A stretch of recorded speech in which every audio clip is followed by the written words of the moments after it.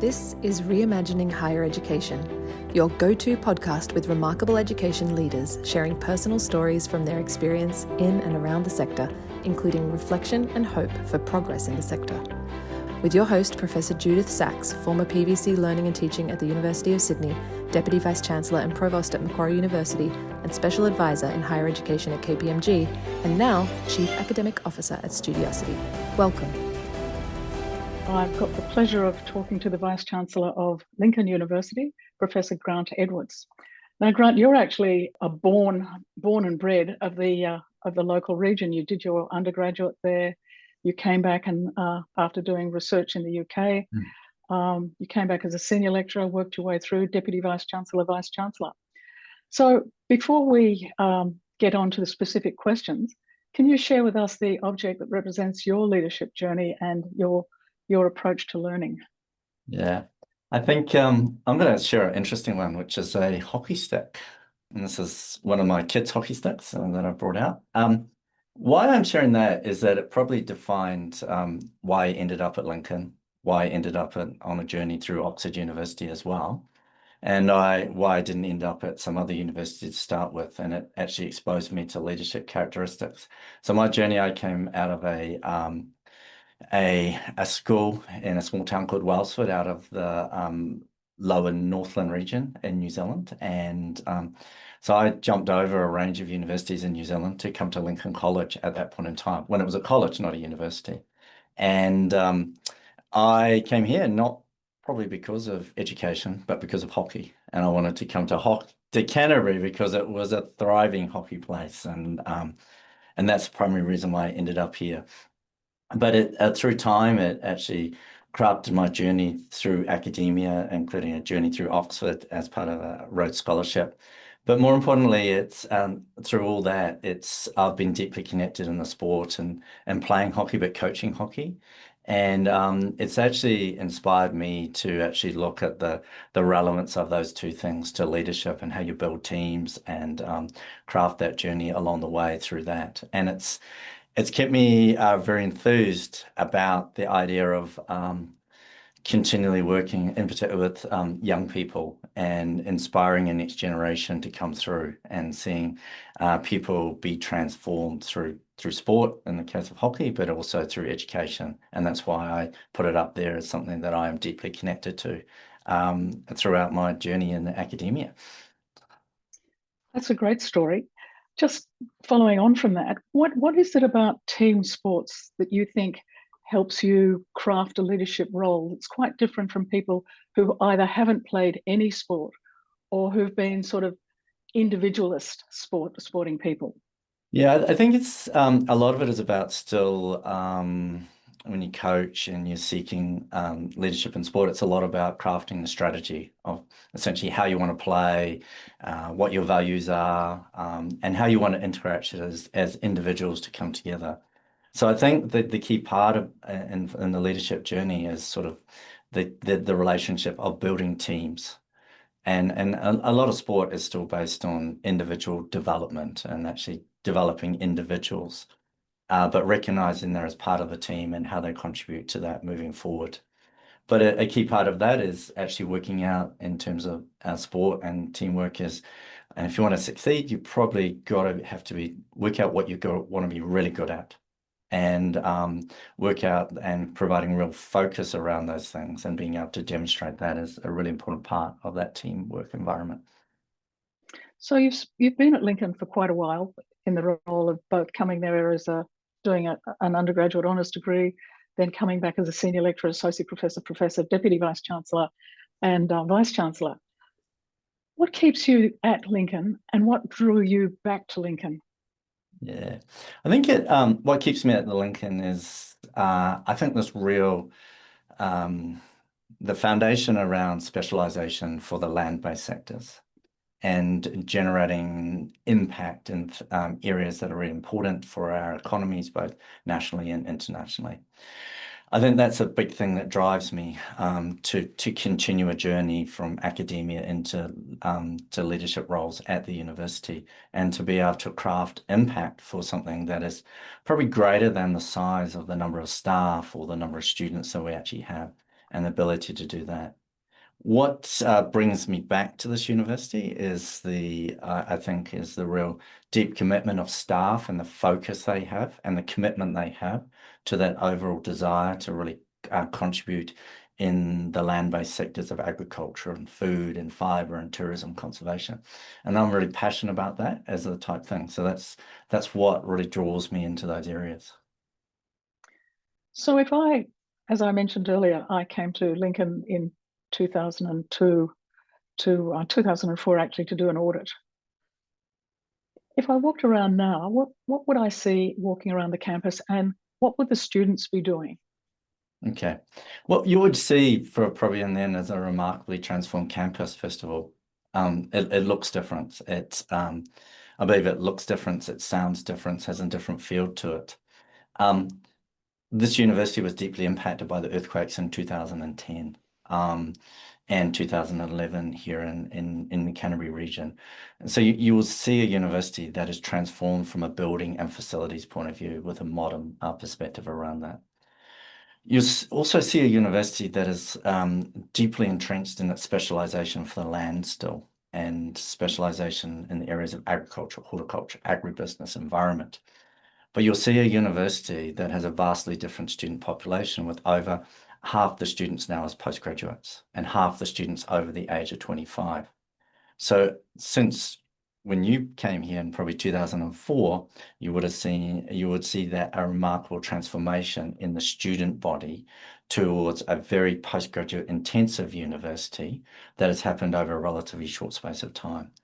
I still think you would see that deep connection to the land, which is expressed through interaction of our students with our farms, our laboratories, and the surrounding research precinct, which is here at Lincoln, of the Bioeconomy Institute in particular, come into place, and that deep connection to industry still coming through, all the things. But I think the major transformation is movement away probably from an undergraduate intensive and with diploma students into something that is very postgraduate intensive as well, and quite atypical from universities across Australasia and across the globe. So what I'm also hearing you is that you're deeply embedded in the local community, not just Christchurch, but the community as it relates to New Zealand. Yeah, absolutely. I think we've crafted a narrative as a specialist university for the land-based sectors, and those things are very important for the New Zealand economy and other economies in the world. And so we pride ourselves in a strong focus in those areas. And that comes in, and we do that through probably a sense of place of where we are here at Lincoln, a place on the outskirts of Christchurch in the Selwyn district, and in the Canterbury province, which is the largest bioeconomy in New Zealand. And so we pride ourselves in connections in that. We pride ourselves in connections to our mana whenua as our sense of place, Te Tomutu, and our connections to them. But we're also very proud of connections at the heart of the Lincoln Research Precinct that we have here, which around Lincoln University is the largest collection of agricultural scientists and associated activities anywhere in the Southern Hemisphere occurs right here. So the co-location is important. So that provides a sense of place of what we're trying to achieve around the campus, but we also have another sense of place in terms of creating impact in the communities that we support. So in the farm in Northland, the farm on the east coast of the North Island, for example, all those communities where we are actually trying to create impact also. That's where we expect to have a sense of impact in the place, another definition of the place where we're trying to have impact. So let's return to you and your experience as an undergraduate student, and then being awarded a Rhodes Scholarship, which suggests you are among the elite, and then what it was like to be a student, a New Zealander at Oxford at the time that you did your PhD. So tell us about your undergraduate experience. What was that like? It was a wonderful journey, and I reflected on my journey into Lincoln College at the time. I'm the youngest in a family of four, and my mum just recently passed away, and my older sister was commenting on the fact that the other three siblings that I have, my dad kind of didn't believe in university. And I kind of bucked the trend to be able to do it. And my siblings are all very successful, but they never got the opportunity to go to university. And I came to Lincoln because as I said earlier, I wanted to play hockey and sport in Canterbury, but I also wanted to have this connection to agriculture coming from a farming background. And I think at Lincoln, it was this really, it's almost kind of this practical boots on the ground type approach that we actually had in the teaching that really lifted me in my thoughts around academic achievement and what I could actually do and the value of it. So I remember sitting in the room and being lectured the likes of Professor Keith Cameron. And I remember seeing actual research in action and being exposed to it on the farms around the university. And that's where I really sat forward in my seat and actually thought, okay, I get this. I get what they're doing. I get how we as students are actually understanding, having this firsthand experience of researchers as actually being deeply impactful. And actually, that is something that I've tried to bring forward. So, and then it was from there on to Oxford as a part of a Rhodes Scholarship. And I think it's that's a very privileged position to have. And you get there and you're a small fish in a largely a bigger, much bigger community, and you begin to understand what the privilege of that actually entails and the access to outstanding researchers, your ability to interact with other like-minded students in your doctoral studies. And my biggest reflection there was probably the influence of one of my supervisors in particular, Lord Sir John Krebs, who is a very well-known behavioral ecologist, went on in the UK to lead a lot of large organisations like Natural Environmental Research Council. And I think he influenced me a lot in terms of this direction towards having really clear strategy, but how you actually resource people in appropriate ways to achieve their outcomes. Even that when I was out as a student, I was beginning to understand the importance of facilities, whether they're farms, laboratories, or access to technical staff, and how that actually drives performance of a student, but also of academic staff. So it was an absolutely wonderful experience to have there. But I was deeply impacted by that in part of my journey through academia. So I'm returning to New Zealand after via Imperial College. Yeah. Also a high status research institution, and then returning to New Zealand. What did you bring back that has stayed with you during your career from that extraordinary experience, both as a Rhodes Scholar, but also studying at Oxford and researching at Imperial? Yeah, I think that the key things that I brought back from that times was an understanding of the role of universities, particularly in the balance between fundamental and applied research was a really big thing that came across with me. The really important roles that universities play and the independence that they have in connection to the research they conduct came back with me. But also the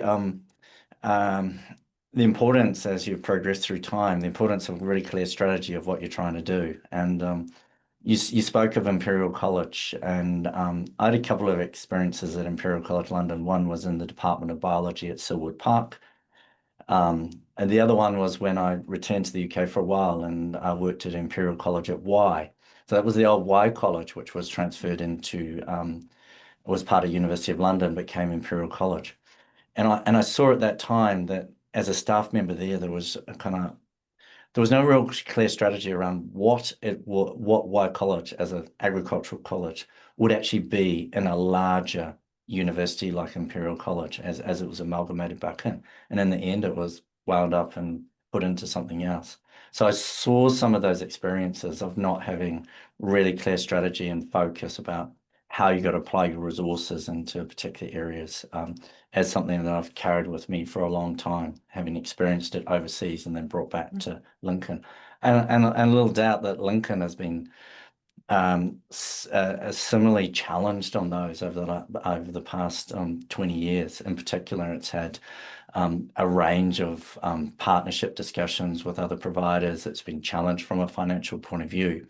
I think some of those things put me in a good position to deal with them in my time at Lincoln, either as a deputy vice chancellor or as a vice chancellor. Are you still doing research?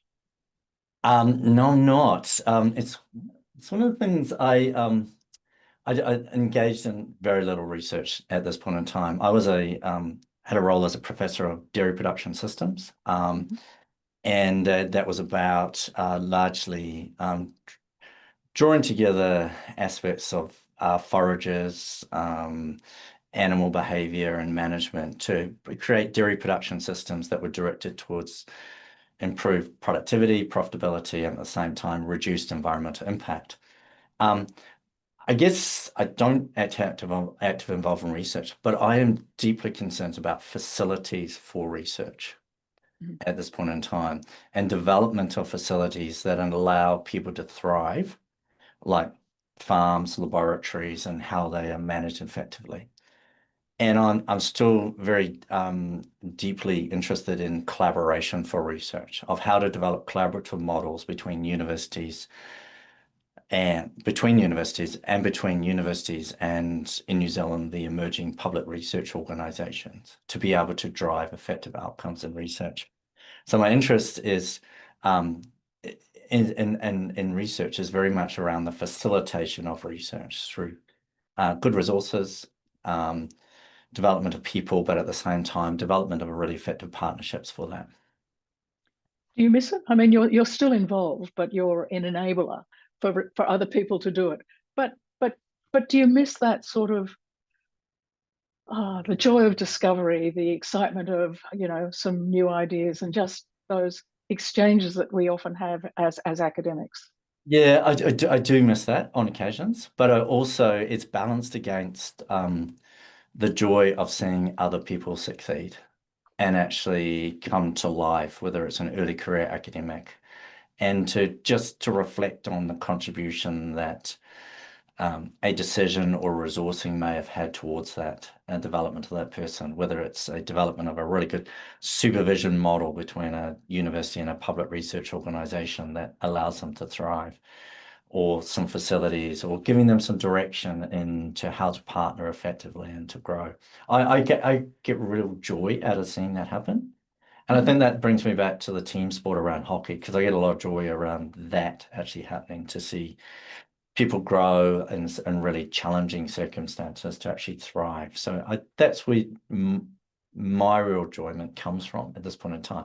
But yeah, the cut and thrust, I still see some articles of sometimes, and then you go, what's going on here? Are we still having this debate? Are we still entrenched?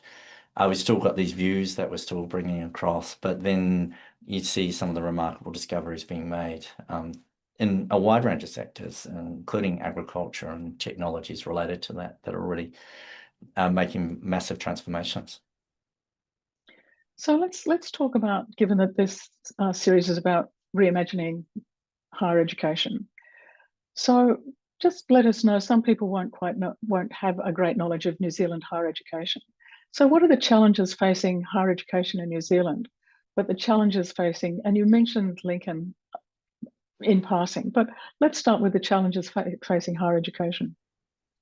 Look, I think most New Zealand universities are very keen to enhance participation from students, in particular, in across the wide range of disciplines, and to drive education and research performance. So they're still really in that space of doing that. Some of the challenges are obviously the availability of funding to do that, in particular, against the funding limits that are sent by government. So that it creates that challenge. I think most the universities would have a perspective of how changes in particular around research funding for humanities and social science may be impacting their ability to thrive and function, and the importance of those things in driving particularly productive economies and well-being and moving forward. Those are the big picture things, and ultimately it's about those challenges that become about how can you create an environment at university where it's profitable, meets financial sustainability conditions, but at the same time allows your students and staff to thrive. In terms of a small specialist university like Lincoln University, we have 5,500 students, head of students. We have just over 600 staff, so we're small in that scale. We're about 40% larger than we were in 2019. We've grown rapidly. The challenges for small universities are in particular growing in a sustainable way. Set against some of the funding limits that we actually have, like we could probably have more students, but we're constrained by the ability of government to fund those. We're also constrained by the ability of things like accommodation to actually bring them to the and to enable that to happen. But I do believe there's a strong role of specialist universities in that sense, that it's important for choice of students, that they can choose small and specialist versus large and comprehensive. It's not that we actually, it's not that we could claim to be any better in a discipline than a large comprehensive university, which has breadth, scale, and capacity. But we do have some things. We have focus. And that focus is engendered in staff, students, and alumni in particular. And it's seen in really high employment rates of our students. We're focused on a deep connection to industry as examples. But at the boundaries, it does mean that you reach the boundaries of your institutional capacity. That's why collaboration is so important for specialist universities. And that's something that we really do focus on to grow to a new position in higher education. Technology is a fundamental part of the student experience, but it's also the fundamental part of how we get our jobs done. I mean, we're using technology out of this conversation today, but with technology, it brings all sorts of other issues. I mean, with AI, there's the difference between AI for productivity or AI for learning. What do you think that we should be focusing on? Should we be focusing on the productivity element or the learning element? And if so, why for your choice? Yeah, look, Lincoln University is probably on a journey, like a lot of other universities, around the use of digital technologies and AI. And just as an example, at the start of COVID in 2019, we had no students in asynchronous online. We now have 12.5% of our students in asynchronous online, and have gone there remarkably quickly. As a university, for other examples, we've embraced digital technologies and learning. We would say have most of our, over 90% of our examinations use digital technologies. We have very few face-to-face in-person examinations, and it's supported by learning. So we've been rapid in advancement to that. In the AI and productivity one, I don't think you can AI for productivity and AI for learning. I think you have to embrace both of those. We are a specialist university. We support the land-based sectors, agriculture and horticulture. AI, it's such a key part of productivity gains in those areas that we actually have to prepare students that are well versed in those areas. And if we don't do that, we have not crafted our role as a specialist university to support those, because those are the skills that the future workforce will be using. We need to use AI productivity to enhance productivity within our university environment as well, whether it's in admissions, finance, and parts of IT, because if we don't do that, we're just going to run up to some cap associated with a funding limit. But we need to be reflective of AI in learning and provide the appropriate tools for students and staff in those areas. There's often an intersection of AI and artificial intelligence and assessment that we need to work our way through, and that's sort of can be the conflict and the stumbling block of forward advancements of as we progress that. And academic integrity, how do we manage that sense of which is both a practice, but it's also a cultural disposition? So how do we manage and deliver on that? Oh, that's a wonderful question that we have going on at the moment. I think it's through professional development that we actually have to manage that. And I'm not saying that as a university, at Lincoln University, we are on the starting position of that. And a lot of what we have to do around academic integrity is that we have to provide clear guidelines to both students and staff around that. but we actually have to provide the resources to our staff to be able to deal with it, and to be prepared to have those really significant debates around what role it is AI is playing in assessment, and what role it actually is played in making productivity gains. But I'd say at the heart of it is education, professional development, particularly for staff, but equally the education and professional development that is needed for our students, which is on top of the traditional sort of the lectures and the laboratories and the field trips that they actually have. It becomes a really important part of that. Returning to the students, when you walk around campus and you talk to students, what are the challenges students are facing? And you mentioned earlier that the majority of students are postgraduate students, but what are the challenges that students are facing on campus and off campus? Okay, I think they're impacted by the cost of living in particular, which is and in particular the cost and the quality of accommodation becomes a key factor in their decision. And this creates the issue that to afford education, they often have to engage in employment at the same time. And that creates the tension that is evident between a full-time student studying, spending time around their studies, and actually then having to spend time in employment at the same time to actually essentially afford their education costs. So cost of living is a really important one that comes through. I think there's a really balance between around I would say, accessibility to education, in particular, the balance between face-to-face and face-to-face in person and online delivery, or through mixed modes of delivery directed towards that. COVID actually pointed many universities in a different direction. It greatly enhanced their ability to deliver online, to live stream lectures, to develop tools and technologies that supported that. And it made it actually very easy for students to stay away from campus effectively. As well, it made its staff easy to stay away from campus. So I think there is a concern around the students that they still want, and particularly in a specialist university, which has a sense of place around it, that they still want to engage with campus.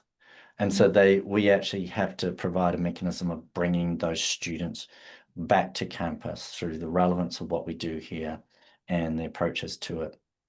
I will pick up on the cost of living one, because I think that has been quite influential in some of our decision making here, and it's particularly in relation to postgraduate students.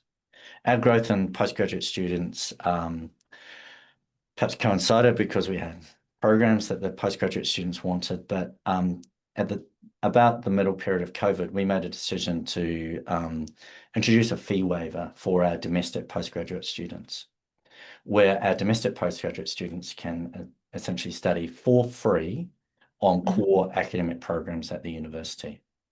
We did it out of a belief that there was a cost barrier to further postgraduate education. We did it out of a belief that we wanted to make it accessible, so we made some of those key resources available online. And that has been one of the single most significant things that we have done and continued with to this point in time, is to essentially provide a fee waiver for domestic postgraduate students to study at Lincoln University. And that is something in communicating with students, they talk to me and the people that they work for saying this has actually changed their lives by making it accessible, making it available at a reasonable cost, making it accessible by sometimes having online resources. And that's where I get quite really proud of what we've achieved, because they come back with stories of how it's changed their lives. I've got a new job by this, through this mechanism, and it's enabled me to go from this position to this position and sort of financial security and a career I really want to be involved in. So we're very much committed to that being a continued pathway of here at Lincoln University that we think is very important for achievement of our of what we want to do as a specialist university, and providing graduates that are fit for purpose for the sectors that we support. It's certainly a point of differentiation, but a risky initiative that I'm sure that you have moments in the night where you think, what do we do next? Oh, look, it is really a look.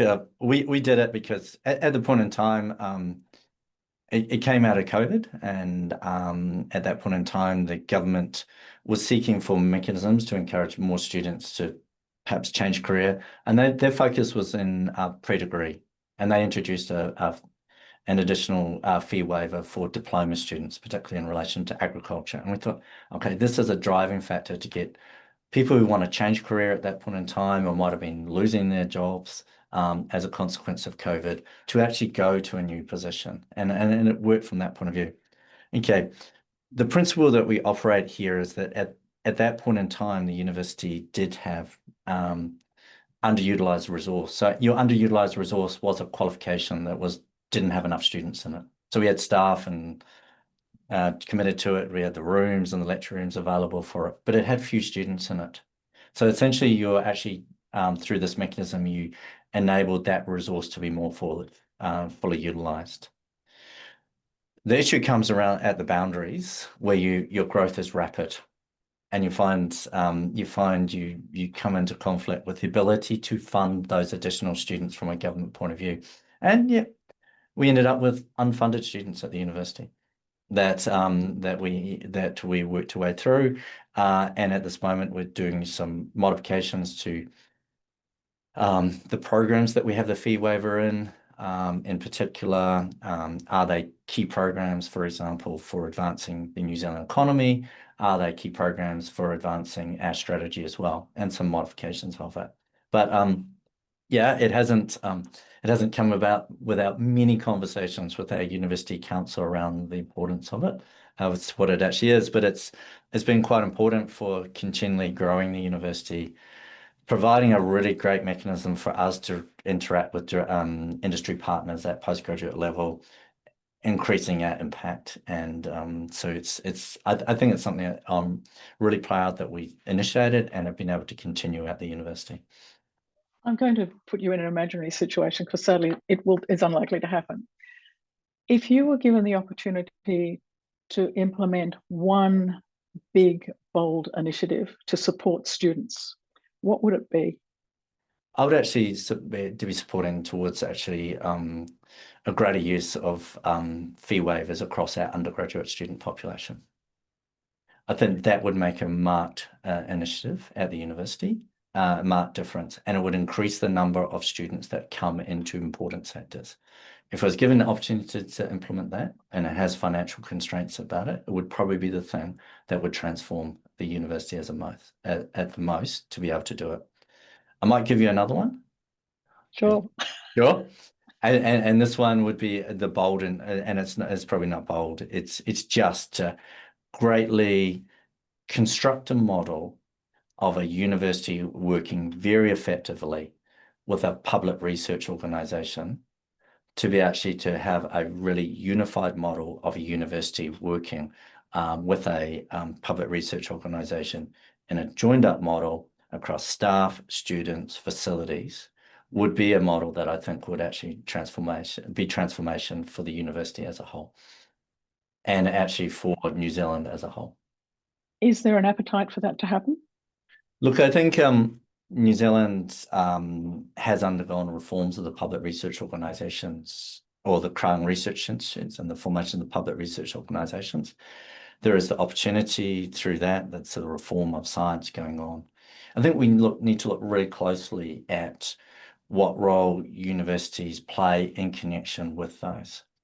And if I had a view around Lincoln, we have this beautiful opportunity for co-location, which we've developed to some degree because we have all these other research and industry providers actually here around us.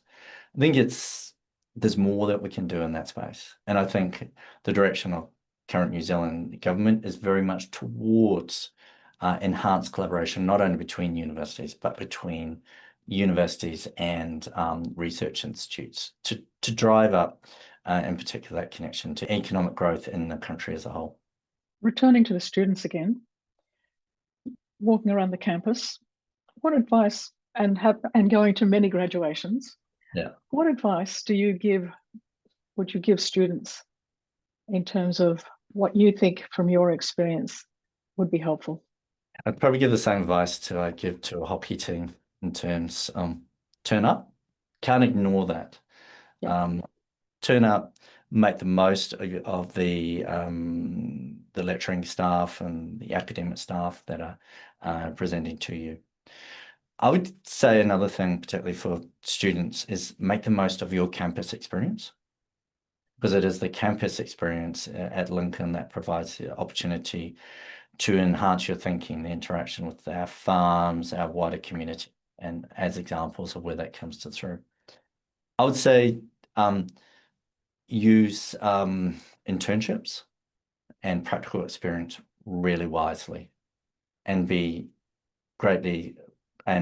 focused on that as a key part of your development, because those are the things that provide the demonstration to employers of some point of differentiation, and be able to document those things as a key part to it. I'd also point out to students, like, it's kind of a wonderful, university is a wonderful place to actually be. It's wonderful, whether you come as an undergraduate or diploma student, or whether you're a postgraduate student returning to university. It's like that. They're actually cool places to actually be, to spend some time, to engage with other people, engage with other students. And so make the most of the opportunity, because in many cases, you're never going to get that time back. So it's encouraging to explore all those opportunities that are in there. And then reflecting on Grant. Yeah. So Grant, what advice would you give to the younger Grant? Interesting question. Apart from play more hockey. Actually, on occasion, to stop and reflect a little bit is a key one. To be able to express your views, but to not assume that those are the views of everyone else.